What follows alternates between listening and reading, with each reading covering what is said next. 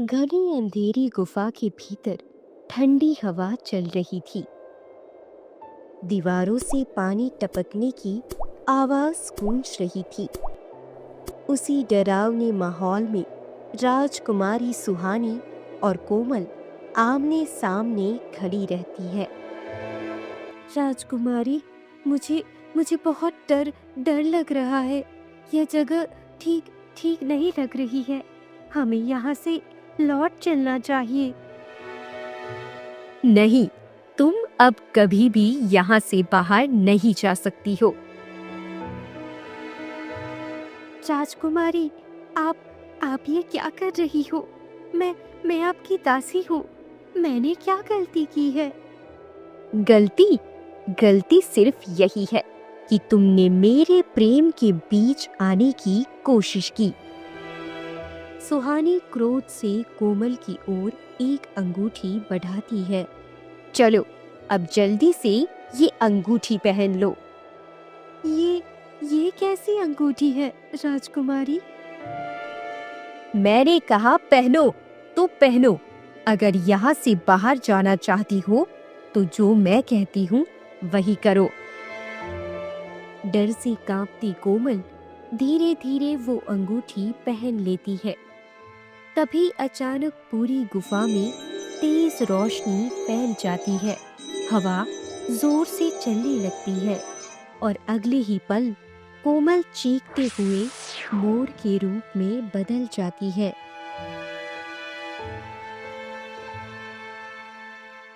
सुहानी ये दृश्य देखकर जोर जोर से हंसने लगती है। अब तुम कभी इंसान नहीं बन पाओगी और ना ही मेरे प्रेम के रास्ते में आ सकोगी। मोर बनी कोमल तड़पने लगती है। नहीं राजकुमारी, ये आपने क्या कर दिया? मुझे इंसान बना दीजिए। मुझे यहाँ से बाहर जाना है। मैं आपके प्रेम के बीच कभी नहीं आऊंगी, कभी भी नहीं। बिना पीछे देखे सुहानी गुफा से बाहर निकल जाती है।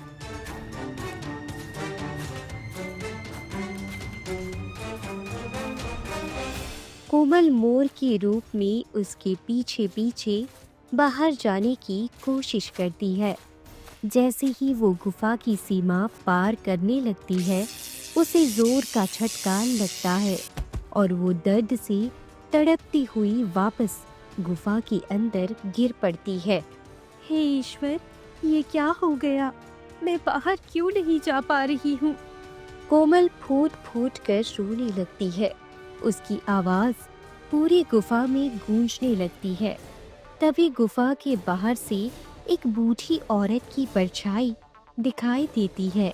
मैं जानती हूँ तुम बहुत बड़ी पीड़ा में हो, लेकिन तुम इस गुफा से यूं ही बाहर नहीं निकल सकती हो। नहीं अम्मा, मुझे बाहर जाना है। कोई तो रास्ता होगा, मेरी मदद कीजिए। अब केवल एक ही रास्ता बचा है। कौन सा रास्ता अम्मा? जो कोई तुम्हें इसी रूप में अपनी पत्नी बनाने को तैयार होगा, तभी तुम इस मोर के रूप और इस गुफा से मुक्त हो पाओगी। उसकी हंसी गुफा में गूंजती रह जाती है और कोमल मोर के रूप में जमीन पर बैठी आंसुओं में डूबी रह जाती है। कुछ दिन पहले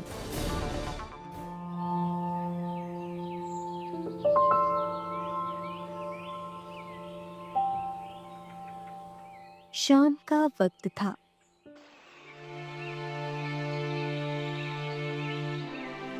एक आदमी एक मासूम बच्ची को गोद में लिए थकाहारा राज दरबार में पहुंचता है। उसके चेहरे की मायूसी ऐसी थी कि उसे देखते ही दरबार में मौजूद सभी लोग बेचैन हो जाते हैं। क्या बात है? बहुत परेशान दिख रहे हो। और इस मासूम बच्ची को लेकर इतनी घबराहट में मेरे राज दरबार क्यों आए हो? महाराज, ये बच्ची मेरे पड़ोसी की बेटी है। इसके माता पिता अब इस दुनिया में नहीं रहे, इसलिए ये बच्ची अनाथ हो गई है।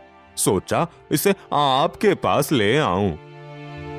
पर इसकी परवरिश तो तुम भी कर सकते हो, फिर इसे लेकर मेरे पास क्यों आए हो?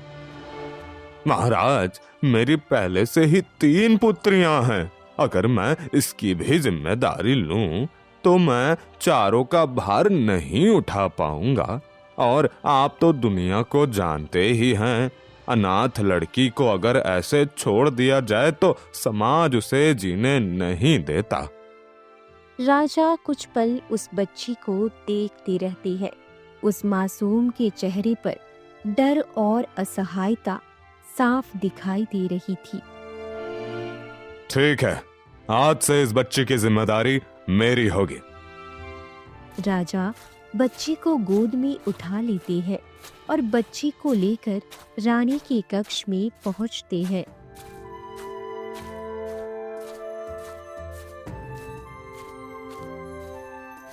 ये क्या महाराज, आप इस बच्ची को कहाँ से उठा लाए हैं? यह हमारे गांव की ही एक किसान की बेटी है। इसके माता पिता अब इस दुनिया में नहीं रहे, इसलिए सोचा इसकी जिम्मेदारी हम उठा लें। नहीं महाराज, मैं इस बच्ची को अपने राजमहल में नहीं रख सकती।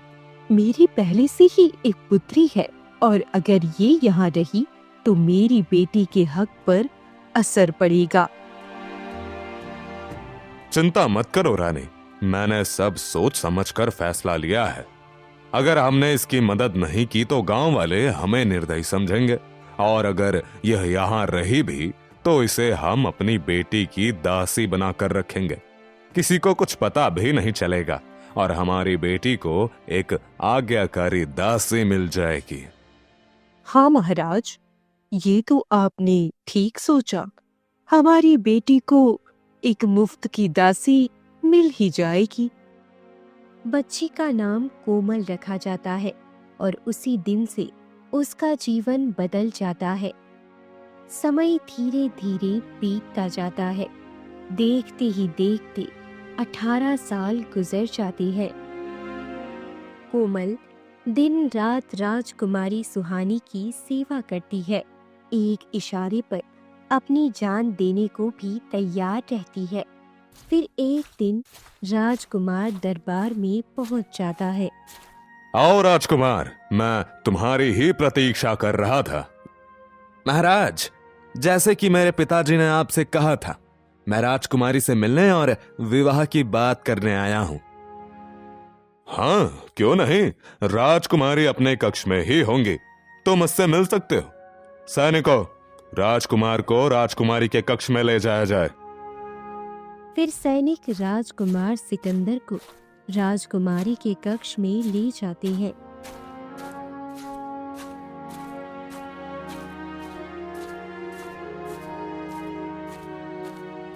तभी राजकुमारी सुहानी राजकुमार को देखते ही खुशी से भर जाती है। मुझे पता था आप जरूर आएंगी। मैं कब से आपका इंतजार कर रही थी। हमारे पिताजी ने पहले ही हमारा विवाह तय कर दिया है, इसलिए सोचा अपनी होने वाली पत्नी से मिल लूं। वैसे आप बहुत सुंदर हैं। आखिर मैं आपके राज्य की महारानी बनने वाली हूँ, तो सुंदर तो रहूंगी ही ना। यह सुनकर अच्छा लगा। राजकुमार, आप बैठिए, मैं आपके लिए शरबत मंगवाती हूँ। तभी कोमल आ जाती है। राजकुमारी, कहिए मुझे क्या करना है? तुम्हें समझ नहीं आता कि हमारे कमरे में मेहमान आए हुए हैं। जल्दी से शरबत लेकर आओ, राजकुमार को प्यास लगी होगी। फिर कुछ ही देर में कोमल शरबत बनाकर आ जाती है। राजकुमार, आप ये शरबत पीजिए ताकि आपकी थकावट मिट सके। सिकंदर जैसे ही गिलास लेने के लिए हाथ बढ़ाता है, अचानक कोमल का शरीर डगमगा जाता है और शरबत का ग्लास राजकुमार के कपड़ों पर गिर जाता है। तुम्हारी ये हिम्मत! रुक जाओ, रुको, तुम्हें मैं अभी बताती हूँ। गुस्से में सुहानी जोरदार थप्पड़ कोमल के गाल पर मार देती है। कोमल की आंखों से आंसू बहने लगते हैं। वो मुझसे गलती हो गई। मुझे माफ कर दीजिए राजकुमारी। मैं ऐसा नहीं करना चाहती थी। वो बस हाथ से गिर गया। तुम्हारी इतनी हिम्मत कि तुमने राजकुमार की बेइज्जती कर दी। दासी हो तो दासी बनकर रहो। अपने आप को क्या समझती हो? तुम कभी मेरी बात नहीं मानती और आज मेरे मेहमान के सामने इतना बड़ा तमाशा कर दिया। राजकुमारी, इतनी भी कोई बड़ी बात नहीं है। इसका हाथ डगमगा गया होगा, इसलिए शरबत गिर गया। मुझे इससे कोई परेशानी नहीं है। आपने इसे फालतू में थप्पड़ क्यों मारा? नहीं राजकुमार, ऐसी दासियों को उनकी औकात दिखाना जरूरी होता है। कोमल रोती हुई वहां से चली जाती है। राजकुमारी, आपने यह ठीक नहीं किया। भले ही यह इस महल की दासी है, लेकिन इसका भी आत्मसम्मान है। आप इस तरह किसी भी दासी या लड़की की बेइज्जती नहीं कर सकती। अब चलिए, मैं चलता हूँ। ये कहकर राजकुमार सिकंदर वहां से चली जाती है। सुहानी गुस्से से कांप उठती है। आज एक 2 कौड़ी की दासी की वजह से राजकुमार ने मुझे डांट दिया। अब तो मैं इसे किसी भी हाल में बर्दाश्त नहीं करूंगी। मुझे इसे राजमहल से निकलवाना ही होगा, चाहे मुझे जो भी करना पड़े। गुस्से में भरी सुहानी सीधे महाराज के पास पहुंचती है। क्या हुआ पुत्री? तुम इतनी परेशान क्यों लग रही हो? पिताजी, मैं अब उस लड़की को और बर्दाश्त नहीं कर सकती। आप उसे राजमहल से बाहर निकाल दीजिए। ये तुम कैसी बातें कर रही हो पुत्री? तुम जानती हो उसकी जिम्मेदारी मेरे ऊपर है। मैं चाहकर भी उसे यहाँ से नहीं निकाल सकता। इतने वर्षों में उससे मेरा अलग ही लगाव हो गया है। वह इसी राजमहल में रहेगी और आगे से ऐसी बात जुबान पर मत लाना। ये कहकर राजा भानुदेव वहां से चली जाती है। दूर खड़ी हारिणी ये सारी बातें सुन लेती है और सुहानी के पास आती है।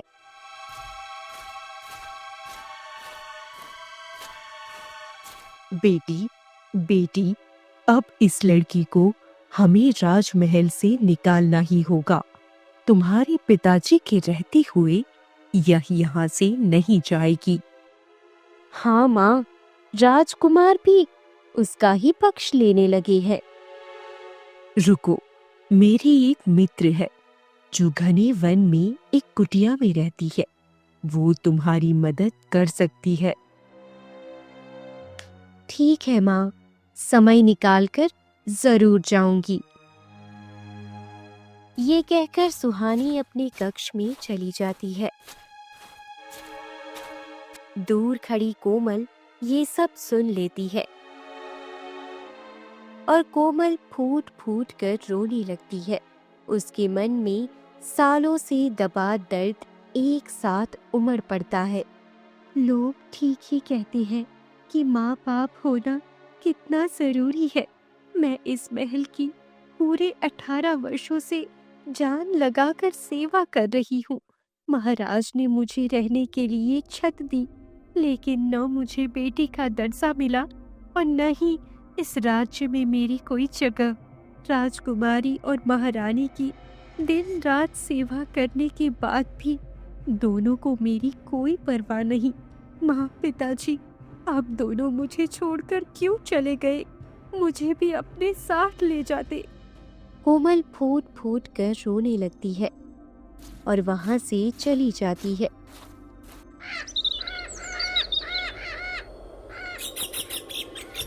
कुछ दिन बीत जाते हैं और राजकुमार सिकंदर फिर राजमहल आते हैं।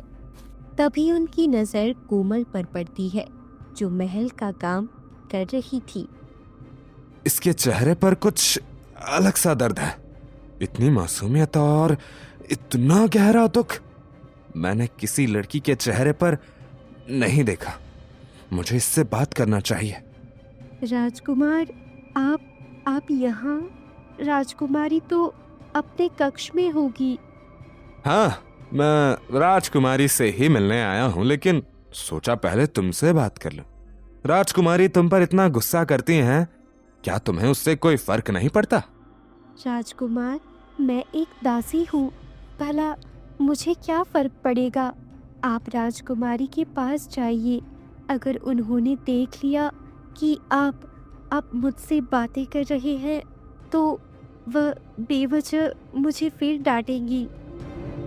तभी ये दृश्य राजकुमारी सुहानी देख लेती है और गुस्से में आग बबूला होकर तेजी से वहां आ जाती है। तो राजकुमार, आप यहाँ हैं। और कोमल, तुम्हें मैंने अपने कमरे की सफाई करने को कहा था और तुम यहाँ बाहर खड़ी हो। जाओ, अभी जाओ, तुरंत कमरे की सफाई करो। डरते हुए कोमल सिर झुका लेती है। जी राजकुमारी। कोमल चुपचाप कमरे की ओर चली जाती है। राजकुमारी, मैं आपसे ही मिलने आया था। पिताजी ने कहा है कि आने वाली पूर्णिमा के दिन ही हम दोनों का विवाह होगा। उससे पहले मुझे आपको अपने पूर्वजों के मृत स्थान पर ले जाकर आशीर्वाद दिलाना होगा। ये हमारा नियम है। हाँ राजकुमार, क्यों नहीं, मैं जाने के लिए तैयार हूँ। लेकिन हमें आज रात को ही निकलना होगा। ठीक है, मैं तैयार हूँ। चलिए, पहली कक्ष में कुछ देर बैठते हैं, बातें करेंगे, उसके बाद चलेंगे। ठीक है। राजकुमारी सुहानी सिकंदर को लेकर कक्ष में जाती है कि तभी कोमल सफाई करते हुए गलती से सबसे कीमती फूलदान गिरा देती है और वो टूट जाता है। ये देखते ही सुहानी का गुस्सा फूट पड़ता है। ये तुमने क्या कर दिया? मेरी सबसे कीमती और अनमोल फूलदान तुमने तोड़ दी। ये फूलदान मुझे मेरी नानी ने बहुत दूर देश से तोहफे में दिया था। मैं तुम्हें छोड़ूंगी नहीं। सुहानी जोरदार थप्पड़ कोमल को मार देती है। कोमल वही फूट फूट कर रोने लगती है। ये आपने क्या किया राजकुमारी? आपने इसे थप्पड़ क्यों मारा? आप नहीं जानते राजकुमार, ऐसी दासियों को सबक सिखाना जरूरी होता है। इसने मेरा इतना कीमती फूलदान तोड़ दिया। फूलदान टूट गया तो क्या हुआ? यह दासी होने से पहले एक इंसान है। रोज रोज थप्पड़ मारना मुझे बिल्कुल पसंद नहीं, और अगर मेरी रानी ऐसा करेगी तो ये मुझे मंजूर नहीं है। राजकुमार सिकंदर गुस्से में वहां से चले जाते हैं। अब चली जाए यहाँ से, वरना दूसरा थप्पड़ भी पड़ेगा। कोमल रोती हुई वहां से चली जाती है। सुहानी अकेली खड़ी रह जाती है और उसके मन में जलन और साजिश जन्म लेने लगती है। इसकी वजह से राजकुमार मुझे गलत समझने लगे हैं। विवाद तक वह कई बार आएंगे और कहीं इसकी तरफदारी करते करते मुझे ही न छोड़ दे। अब मुझे इसे सबक सिखाना ही होगा।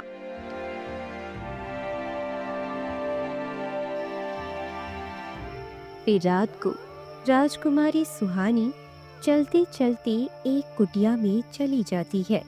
आओ आओ राजकुमारी, मैं जानती थी तुम जरूर आओगी। तुम्हारी माँ ने मुझे पहले ही बता दिया था कि तुम आने वाली हो। हाँ, अब मैं बहुत थक चुकी हूँ। मुझे उस लड़की को रास्ते से हटाना है।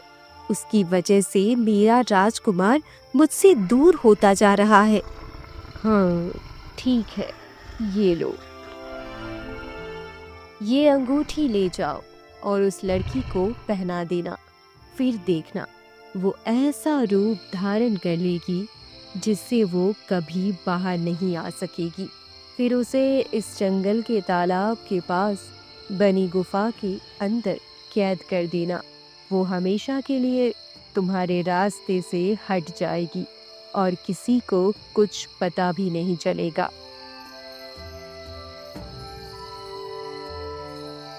हाँ, मैं उसे जानवर का रूप दूंगी ताकि वो मेरे पिताजी और मेरे होने वाले पति के बीच से हमेशा के लिए हट जाए, हमेशा हमेशा के लिए। फिर सुहानी अंगूठी लेकर राजमहल लौट आती है। यही सही मौका है, आज ही उसे गुफा में कैद करना होगा। सुहानी कोमल के पास जाती है। राजकुमारी, आपको कुछ चाहिए था? नहीं, मुझे कुछ नहीं चाहिए। मैंने तुम्हारे साथ हमेशा गलत व्यवहार किया, तुम्हें थप्पड़ मारे। जब राजकुमार ने मुझे टोका तब मुझे एहसास हुआ कि मुझे ऐसा नहीं करना चाहिए। इसलिए मैं चाहती हूँ कि हम दोनों अकेले में थोड़ा वक्त बिताएं ताकि एक दूसरे को समझ सके। जी राजकुमारी, क्या क्या आप ठीक हैं? हाँ हाँ, मैं ठीक हूँ। अब चलो। सुहानी जंगल की ओर ले जाती है। राजकुमारी, आप मुझे कहाँ ले जा रही है?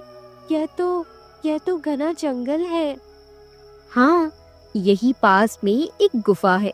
कहा जाता है जो भी दोस्त, पति पत्नी या कोई भी रिश्ता लेकर वहाँ जाता है उसकी मन्नत पूरी होती है और कितनी भी नफरत प्यार में बदल जाती है।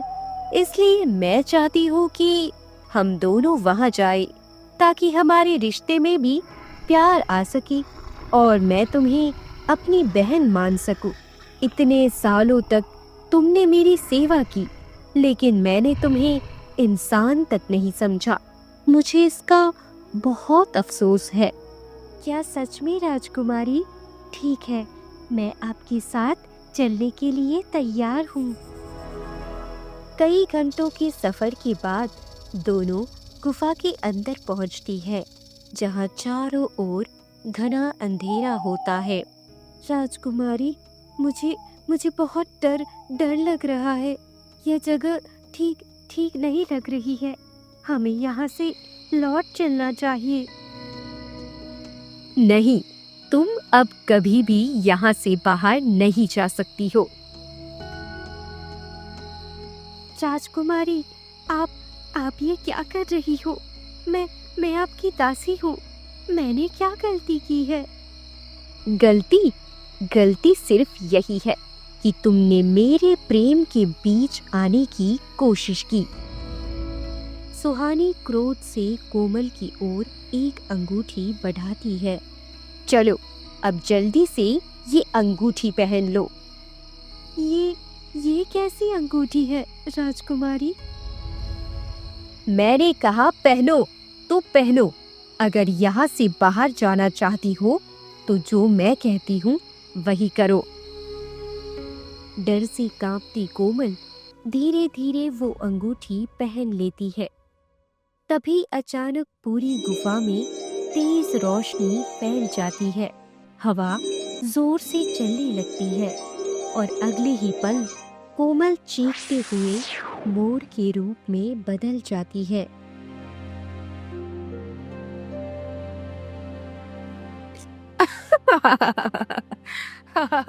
अब तुम कभी इंसान नहीं बन पाओगी और ना ही मेरे प्रेम के रास्ते में आ सकोगी। मोर बनी कोमल तड़पने लगती है। नहीं राजकुमारी, ये आपने क्या कर दिया? मुझे इंसान बना दीजिए। मुझे यहाँ से बाहर जाना है। मैं आपके प्रेम के बीच कभी नहीं आऊंगी, कभी भी नहीं। बिना पीछे देखे सुहानी गुफा से बाहर निकल जाती है। कोमल मोर के रूप में उसके पीछे पीछे बाहर जाने की कोशिश करती है। जैसे ही वो गुफा की सीमा पार करने लगती है, उसे जोर का झटका लगता है और वो दर्द से तड़पती हुई वापस गुफा के अंदर गिर पड़ती है। हे ईश्वर, ये क्या हो गया? मैं बाहर क्यों नहीं जा पा रही हूँ? कोमल फूट फूट कर रोने लगती है। उसकी आवाज पूरी गुफा में गूंजने लगती है। तभी गुफा के बाहर से एक बूढ़ी औरत की परछाई दिखाई देती है। मैं जानती हूँ तुम बहुत बड़ी पीड़ा में हो, लेकिन तुम इस गुफा से यूं ही बाहर नहीं निकल सकती हो। नहीं अम्मा, मुझे बाहर जाना है। कोई तो रास्ता होगा, मेरी मदद कीजिए। अब केवल एक ही रास्ता बचा है। कौन सा रास्ता अम्मा? जो कोई तुम्हें इसी रूप में अपनी पत्नी बनाने को तैयार होगा, तभी तुम इस मोर के रूप और इस गुफा से मुक्त हो पाओगी। उसकी हंसी गुफा में गूंजती रह जाती है और कोमल मोर के रूप में जमीन पर बैठी आंसुओं में डूबी रह जाती है।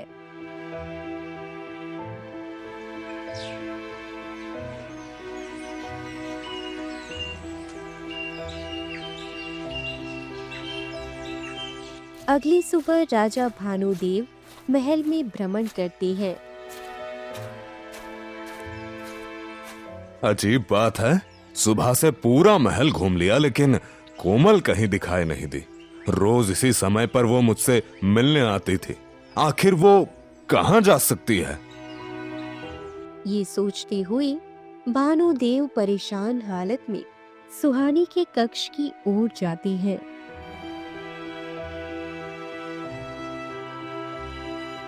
सुहानी बेटी, कोमल कहीं दिखाई नहीं दे रही। इतने समय में तो वो 2 बार मेरे पास आ जाया करती थी। वो कहाँ गई है? पिताजी, मैं भी बहुत परेशान हूँ क्योंकि वह कल शाम से मेरे पास नहीं है। मुझे तो लगता है वह किसी के साथ भाग गई है, क्योंकि वह हर रोज रात को एक सैनिक से छुपकर बातें किया करती थी। शायद वही उसे लेकर चली गई। नहीं, ऐसा नहीं हो सकता। वो मेरी नाक नहीं कटवा सकती। वो जानती है कि मैं उससे कितना प्रेम करता हूँ। वो मुझे बिना बताए किसी के साथ नहीं जा सकती। पिताजी, यही सच है और ये बात आप भी अच्छी तरह जानते हैं। सुहानी वहां से चली जाती है। समय बीतता है और पूर्णिमा से एक दिन पहले राजकुमार सिकंदर राजमहल आते हैं। राजकुमार, आप आ गए। मैं आपकी बहुत बेसब्री से प्रतीक्षा कर रही थी। कब पूर्णिमा आए और कब हम दोनों का विवाह हो। हाँ राजकुमारी सुहानी, अब तो कल शाम को ही हमारा विवाह है, इसलिए हमारे रीति रिवाज के अनुसार मुझे आज ससुराल में ही ठहरना होगा। हाँ हाँ, क्यों नहीं राजकुमार, मैं अभी आपके लिए कक्ष तैयार करवाती हूँ। सुहानी वहाँ से चली जाती है। आज राजकुमारी खुद कक्ष तैयार करवाने गई हैं? वो तो हमेशा कोमल को बुलाती थी और आज कोमल भी कहीं दिखाई नहीं दे रही। पता नहीं मुझे क्या हो गया है। वह तो एक दासी है, लेकिन उसकी आंखों का दर्द मुझे बेचैन कर देता है। सिकंदर पूरे महल में कोमल को ढूंढता है। मैंने पूरा महल छान मार लिया, लेकिन कोमल कहीं नहीं मिली। पता नहीं वो कहाँ है और किस हालत में होगी। मुझे उसकी इतनी चिंता क्यों हो रही है? वही बगीचे में भानुदेव उदास बैठे रहते हैं। महाराज, आप इतने परेशान क्यों हैं? कोमल कहीं नहीं मिल रही। मैं उसे हर जगह ढूंढ चुका हूं। ऐसा कैसे हो सकता है? वो तो हर वक्त महल में ही रहती थी और राजकुमारी की सेवा करती थी। मैंने उसे बचपन से अपनी आंखों के सामने बड़ा होते देखा है। उसे बेटी का दर्जा नहीं दे पाया, लेकिन दिल से हमेशा बेटी माना है। और जब वह नहीं दिख रही तो मन बहुत बेचैन हो रहा है। पता नहीं किस हालत में होगी। महाराज, मैं उसे ढूंढकर आपके पास लेकर आऊंगा। लेकिन राजकुमार, कल तुम्हारा विवाह मेरी बेटी के साथ है। इस हालत में बाहर जाना ठीक नहीं। महाराज, इंसानियत नाम की भी कोई चीज होती है। वो अनाथ है, इस दुनिया में उसका कोई नहीं है। मैं उसे इस तरह बेसहारा नहीं छोड़ सकता हूं। फिर राजकुमार सिकंदर राजमहल से निकल पड़ता है।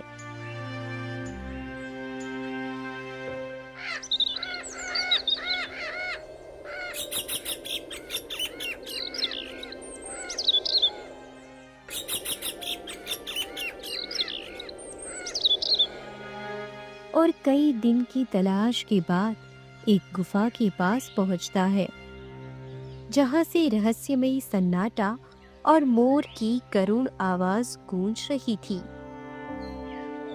अरे, यहां से मोर की आवाज आ रही है। मुझे अंदर जाकर देखना चाहिए।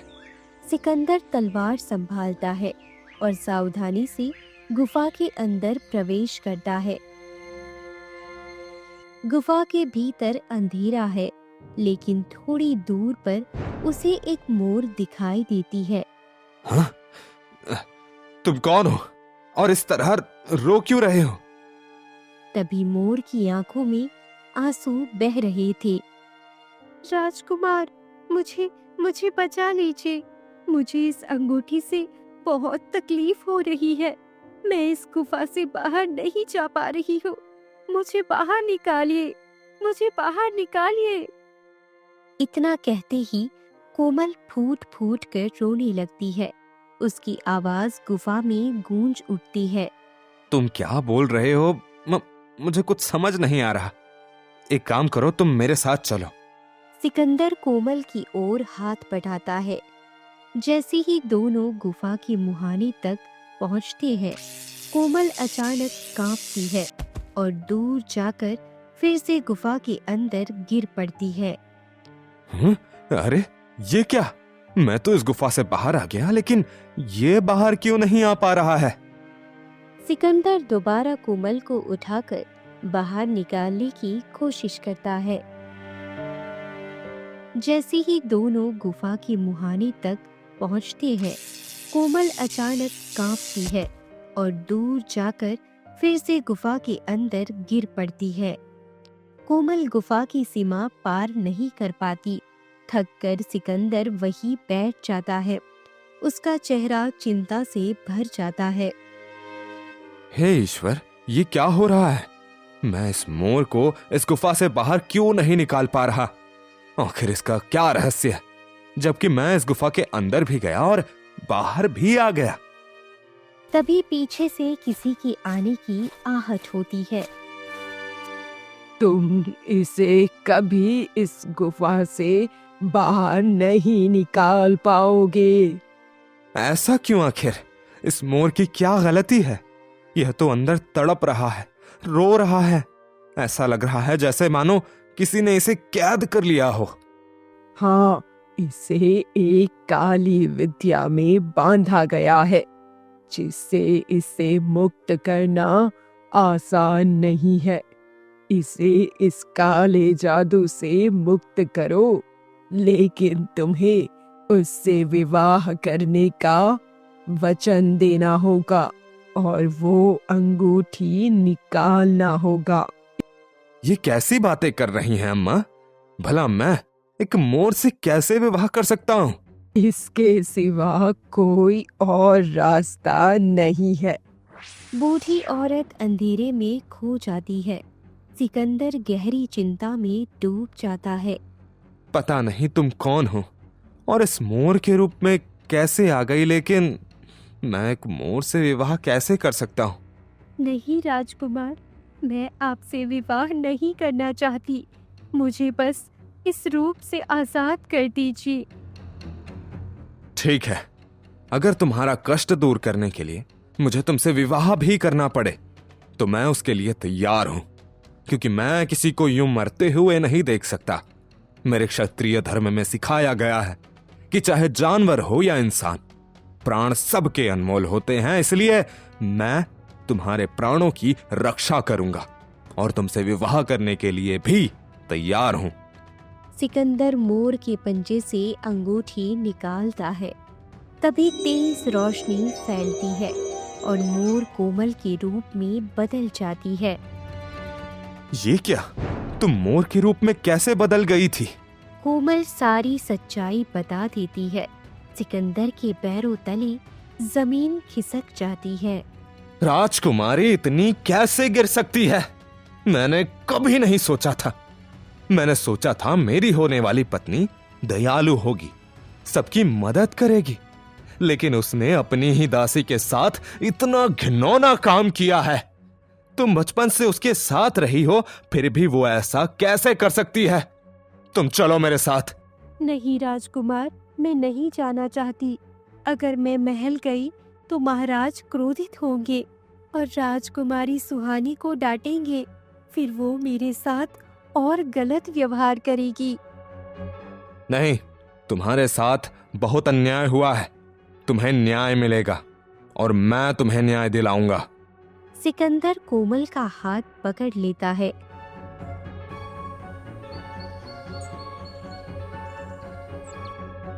और दोनों महल पहुंचते हैं। ये क्या कोमल, तुम कहाँ रह गई थी? मैं बहुत परेशान था। और राजकुमार सिकंदर, तुम्हें ये कहाँ मिली? महाराज, ये मुझे एक गुफा में मोर के रूप में कैद मिली थी। दूर खड़ी सुहानी घबरा जाती है। ये क्या? मैंने तो इससे मोर बनाकर गुफा में कैद किया था। ये इंसान के रूप में बाहर कैसे आ गई और राजकुमार के साथ? ये कैसी बातें कर रहे हो राजकुमार? ऐसा कैसे हो सकता है? फिर राजकुमार सिकंदर सारी सच्चाई बता देते हैं। तभी सुहानी भी आ जाती है। ये मेरी ही गलती है। मैंने कोमल को बेटी का दर्जा नहीं दिया। मुझे क्षमा करो कोमल। सैनिकों, राजकुमारी सुहानी को 5 वर्षों के लिए कारावास में डाल दो। तभी रानी हारिणी प्रवेश करती है। महाराज, ये हमारी पुत्री है, आप उसे कारावास में नहीं डाल सकते हो। रानी, ये आपकी ही लाड प्यार का नतीजा है। अगर आपने राजकुमारी सुहानी को सही दिशा दिखाई होती तो आज वो कोमल के साथ इतना अमानवीय व्यवहार नहीं करती। वो भले ही गरीब की बेटी हो, लेकिन हमने उसे वर्षों तक अपने पास पाल पोस कर रखा। फिर भी कोई इतना पत्थर दिल कैसे हो सकता है? मुझे उससे कोई फर्क नहीं पड़ता महाराज। मेरी पुत्री कारावास में नहीं जाएगी। नहीं जाएगी मतलब नहीं जाएगी। रानी, अब मैं आपकी एक भी बात नहीं सुनूंगा। आपकी वजह से मैंने कोमल को बेटी का दर्जा नहीं दिया और आपके कहने पर उसे दासी बना दिया। लेकिन अब नहीं। सैनिकों, राजकुमारी सुहानी को ले जाओ। सैनिक सुहानी को पकड़कर दरबार से बाहर ले जाते हैं। महाराज, मैं राजकुमारी सुहानी से विवाह करने आया था, लेकिन अब मैं कोमल से विवाह करना चाहता हूं, क्योंकि इसकी आंखों में सच्चाई, दया और ममता है जो एक महारानी में होनी चाहिए। मुझे वही चाहिए जो दूसरों का दर्द समझे। ठीक है राजकुमार, मुझे कोई आपत्ति नहीं है। मैं आप दोनों का विवाह आज ही धूमधाम से कराऊंगा। राजकुमार, मैं तो एक दासी हूँ। मैं आपके योग्य नहीं हूँ। नहीं कोमल, तुम दासी नहीं, मेरी पुत्री हो, और मेरी पुत्री होने के नाते तुम इस राजकुमार से विवाह कर सकती हो, और मैं तुम्हें अपनी पत्नी का पूरा सम्मान दूंगा। ये मेरा वचन है। तुम्हारे जीवन में कभी कोई दुख नहीं आएगा। उसी दिन महल में धूमधाम से सिकंदर और कोमल का विवाह होता है। दोनों प्रेम, सम्मान और विश्वास के साथ सुखपूर्वक अपना जीवन जीने लगते हैं। तो दोस्तों, कैसी लगी आपको ये कहानी? हमें कमेंट करके ज़रूर बताइए, और साथ ही ऐसी अच्छी मज़ेदार कहानियों को देखने के लिए हमारे चैनल को सब्सक्राइब ज़रूर करें। धन्यवाद।